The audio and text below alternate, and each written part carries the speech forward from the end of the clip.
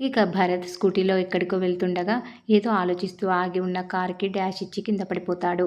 వెంటనే లేచి సారీ అండి అని కారులో ఉన్న వాళ్ళకి చెప్తాడు. తీరా కారు డోర్ ఓపెన్ చేసి రాజేశ్వరి ఎంట్రీ ఇస్తుంది. ఏయ్ నువ్వా, ఏంట్రా నా కార్ని గుద్దావు, కళ్ళు నెత్తిమీద పెట్టుకొని తోలుతున్నావా అని ఫైర్ అవుతుంది రాజేశ్వరి. చూసుకోలేదండి సారీ అని భరత్ అంటే, సారీ ఏంట్రా సారీ, ఇదేమైనా నీ బాబు రోడ్ అనుకున్నావా అంటుంది రాజేశ్వరి. మీ కారుకి ఏం కాలేదు కదండి, నేనే పడిపోయాను అంటాడు భరత్. నువ్వు పడిపోతే ఎవరికి కావాలిరా, చేతులు విరిగిపోతే ఎవరికి కావాలి, నువ్వు చావాలనుకుంటే లారీ కిందో ట్రైన్ కిందో పడాలి కానీ నా కారే దొరికిందా నీకు అంటుంది రాజేశ్వరి. ఏం మాట్లాడుతున్నారండి, చూసుకోకుండా పొరపాటున డాష్ కొట్టాను, కింద పడినా నాకు ఏమైందని ఆలోచించరా అని భరత్ అడుగుతాడు. ఏం ఆలోచించాలరా, మీ అమ్మ మీ అక్క చేసిన పనికి నా భర్త నాకు దూరమయ్యాడు, నాకంటూ ఒక జీవితం లేకుండా చేశారు, నా కాపురాన్ని కూల్చేసిన మీ గురించి నేను ఆలోచించడం ఏంట్రా, నువ్వు మీ అమ్మ మీ అక్క నా మీద కక్ష కట్టారేంట్రా, నా జీవితాన్ని నాశనం చేసిన మిమ్మల్ని ఏం చేసినా తప్పులేదు, నేను మీకు ఏం చేశానని నా మీద ఇంత కక్ష కట్టారేంట్రా, మీ దరిద్రపు ముఖాన్ని జీవితంలో చూడకూడదనుకుంటే శనిగ్రహంలో మళ్ళీ నాకే ఎదురుపడుతూ ఉంటారు అని రాజేశ్వరి అంటుంది.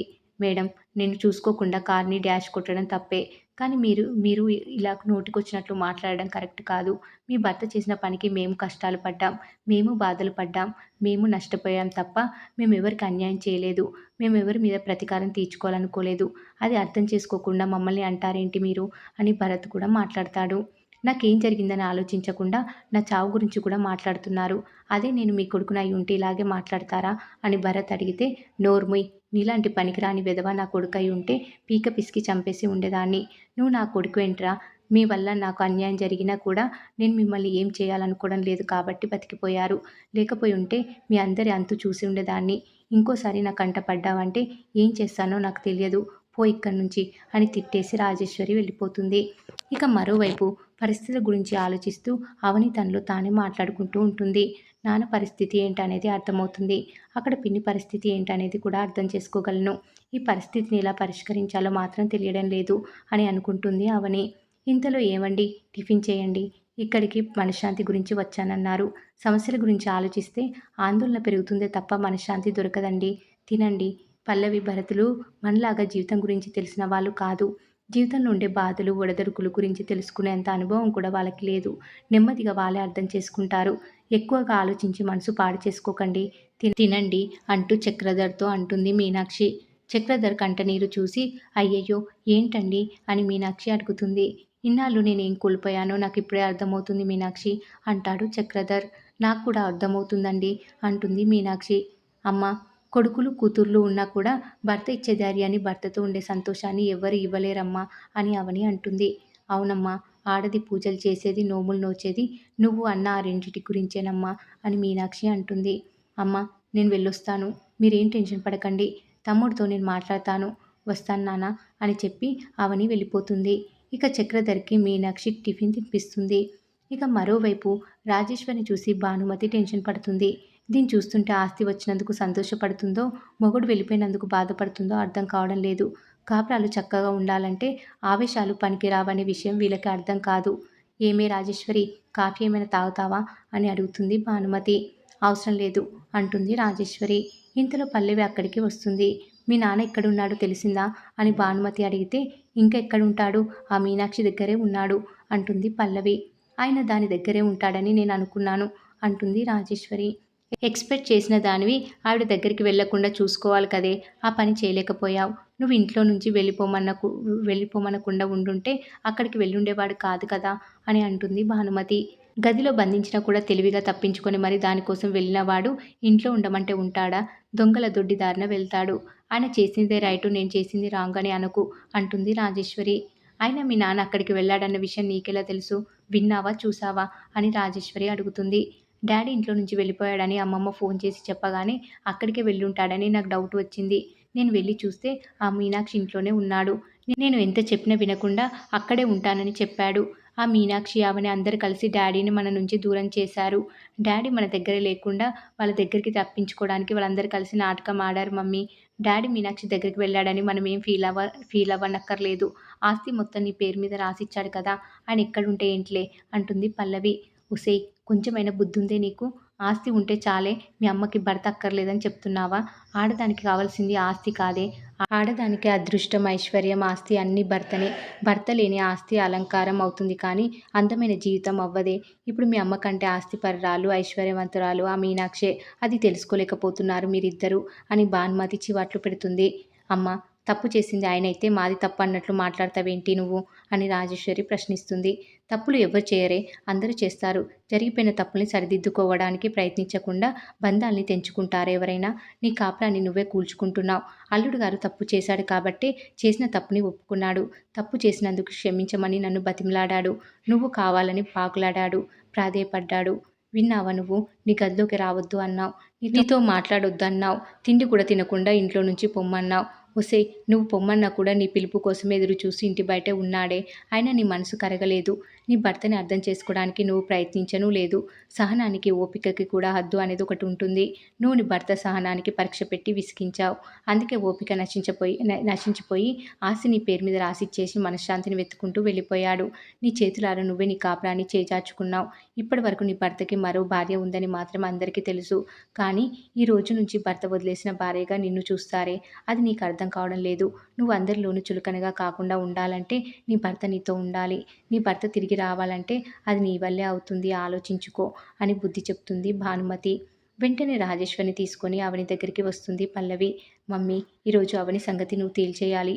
డాడీ మళ్ళీ మన ఇంటికి తిరిగి వచ్చేలా చాలా గట్టిగా ఇవ్వాలి మమ్మీ అని రెచ్చగొడుతుంది పల్లవి.